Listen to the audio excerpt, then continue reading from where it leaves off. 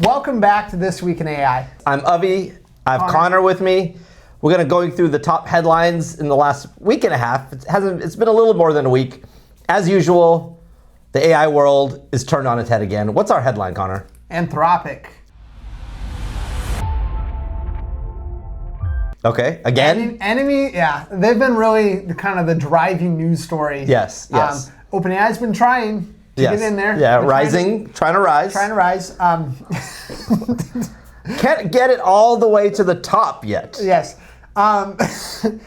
They made a deal with SpaceX. Yes. And they've made this computing deal, one of the largest in history, to acquire usage of this Colossus One. Renting space. Yes.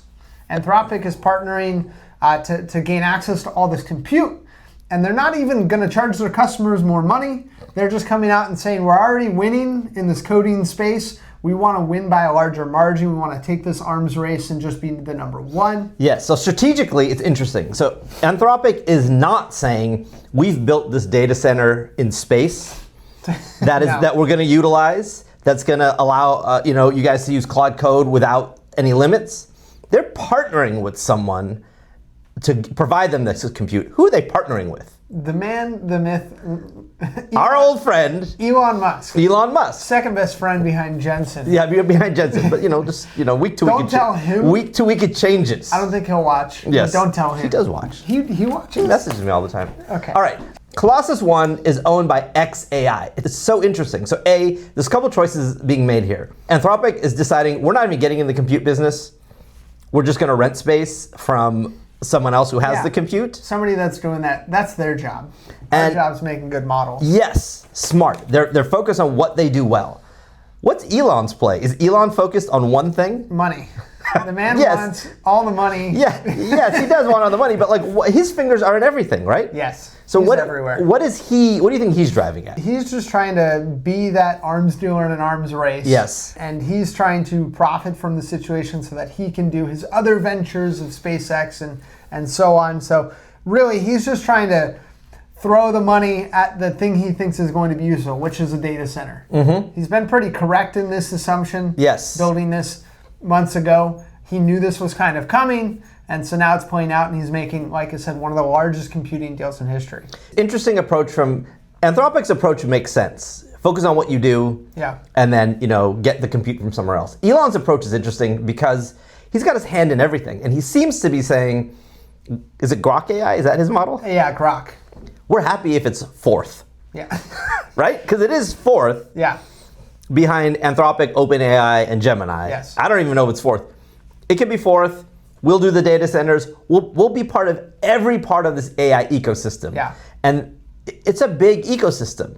There's a lot of different ways you could get in there if you're involved with memory, SSDs, whatever. There's a lot of little players at work, and Elon's play here is really interesting. He's got his hands in everything. The other thing I want to ask you about, Connor, is it seems to me that this shows that the AI players themselves are not monogamous, aren't completely within their own ecosystem. No. They are sharing resources. Yeah, I mean, they're all fighting for the same chips. Right. They're all fighting for the same power in the power grid. Correct.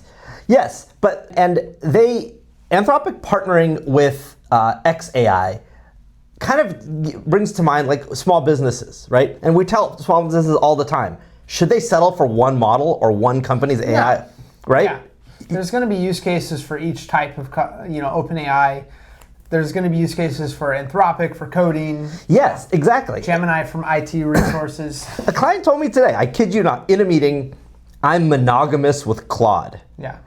And then I thought, oh no, that is actually probably not the right approach. Monica told me a couple days ago that she told Gemini, I've broken up with you, Gemini. I'm only using Claude. Do you think that's a good approach? I think if there's a certain use case and you're just going to use that one for that thing, then fine.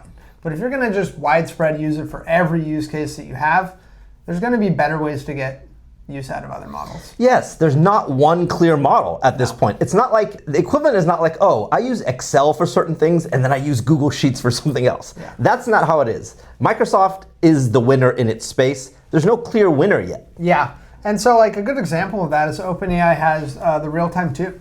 They just dropped this new voice active model, And Zillow even said that their hardest benchmark went from like 65 to 95% success rate.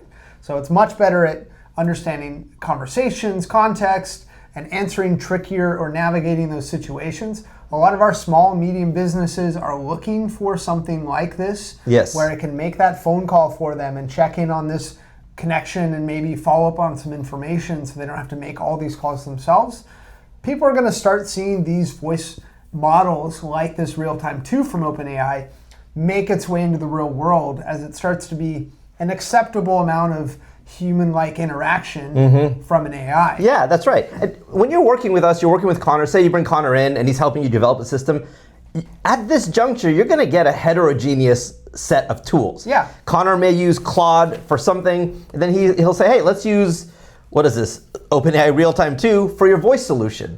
So that's our approach, and that's how we think everyone should be thinking about it right now. Don't settle for one solution. Yeah. When you're telling me about this voice AI, everyone runs up against like the Turing test. Like where if you sense it's a machine, you're just like, oh, I'm not paying attention, or I'm shutting this off. You get a robocall, you don't even listen. Are these voice AIs, are they making a leap past that kind of like, that point where if you get a call, you're sort of turned off or you don't want to listen to it? I think you told me yes. Maybe. Yeah, they're right there. Okay. You know, you can still kind of tell it's not a real person. It's just like the person at the Taco Bell drive-thru. You know, I went to the drive-thru yesterday. Yes. I knew it was an AI. I knew it was a robot. It wasn't a person with a microphone. But I said, hey, I want this item and I want this drink that's a different, you know, upcharge on a thing. It got the item correct. It'd say, hey, does this look great? And I said, yeah. I knew it wasn't a real person behind that. But it was accurate enough and fast enough that I didn't really care on that certain instance. So yeah, and in that example, it's perfect at Taco Bell because you want the chefs at Taco Bell focusing on preparing your meal, not taking the order. Yes. You want them mincing the meat, getting that shell hard and stale for you. You don't want them like running around taking the order and then running back and cooking. Yeah. You want the chefs able to cook, particularly at Taco Bell. Yes. So in that case, you're saying to yourself, the function of this interaction I will deal with because it's getting me what I want. Yes.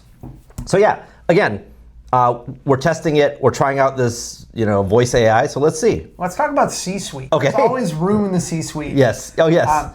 There's a new wave of like chief AI officer, and really, what is that about?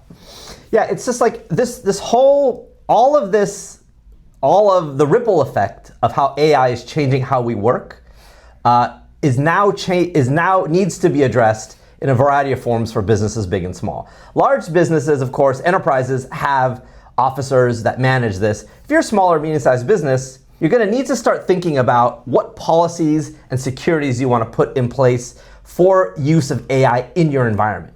Already, you probably have, my developer is working on this. But I bet your everyday users are going to chat AIs in their offices, asking for things. Maybe they're putting company data into a chat system saying, hey, clean up this email. So at every level, you need security, you need security frameworks, and you need kind of what you're talking about as a chief AI officer, and that's this boom we're seeing. Yeah, somebody to really put thoughtful intention behind how AI is being used at your company. Correct. Where you're benefiting and maybe make some initiatives where you want to drive the effort and attention to really gain that productivity increase from AI. And also try to draw the line of what is appropriate AI use and what is inappropriate AI use.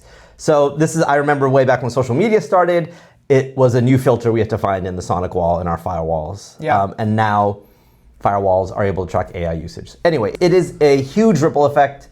Yeah, I mean, on that point, I'll tell you, we're working on an internal project for all of our clients already.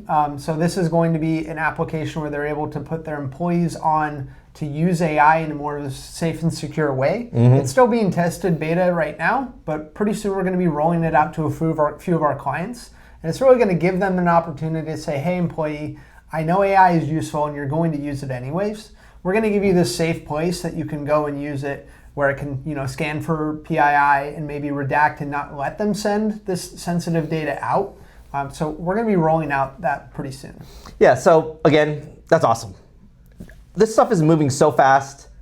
What should someone do if they're feeling left behind? Like every week they see some new innovation and they're wondering, gosh, how do I even keep up? Yeah, I mean, the most important thing we've seen is to just focus on maybe taking a few days to a week, looking at what problems really are driving the time and driving the, maybe the drain on your team, and focus on 1 or 2 or 3 of those problems and attack them one at a time. What if they feel like I have no one to talk to? Yeah, I mean, we do that consulting. Oh, okay. If you guys want somebody like myself or somebody from my team to come out, look at how you guys do your business, see maybe something we could potentially make to alleviate a pain point, save some time, make something more efficient, we'd love to do that. Let us be your chief AI officer. Have a great one. We'll see you next week. See you next week.